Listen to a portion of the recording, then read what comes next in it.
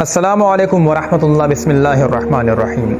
میرے پیارے بھائیوں، آج میں آپ کو اپنی محبوب نبی کا ایسا حیرت انگیز وظیفہ بتانے والا ہوں کہ خود اپنی آنکھوں سے میں نے ایک ایسا مریض دیکھا جس کا کینسر 6000 پہ جا پہنچا، 6000 فائنل سے بھی اوپر سٹیج۔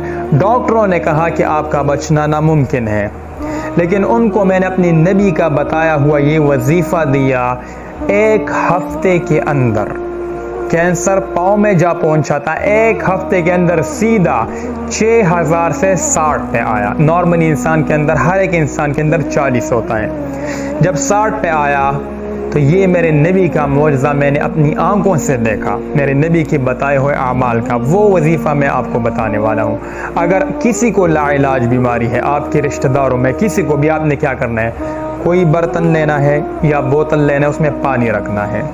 وہ پانی روزانہ آپ نے دن میں کسی بھی ٹائم اگر وضو کر سکتے ہو، کوئی مسئلہ نہیں تو وضو کریں، قبلہ روح ہو کہ آپ بیٹھ جائیں، آپ ایک دفعہ درود شریف اور 70 دفعہ سورۃ الفاتحہ الحمدللہ رب العالمین ولا الضالین آمین تک، یہ 70 دفعہ پڑھنا ہے، اور پھر آخر میں ایک دفعہ پھر درود شریف پڑھنا ہے۔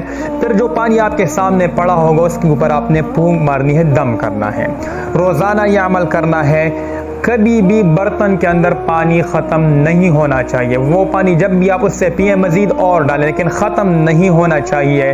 یہ عمل لا علاج بیماری ہو، کوئی علاج نہ ہو، تو آپ نے 3 ماہ یہ عمل کرنا ہے۔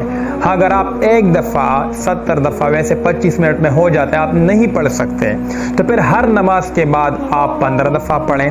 بس آپ نے دن رات میں 70 کا یہ فگر پورا کرنا ہے، اور جب جب دم کرتے جائیں تو اس پانی کو آپ نے دم کرنا ہے، اس سے پانی پئیں روزانہ۔ پھر جب کم پڑے اور مزید پانی ڈالیں، لیکن برتن میں پانی ختم نہیں ہونا چاہیے۔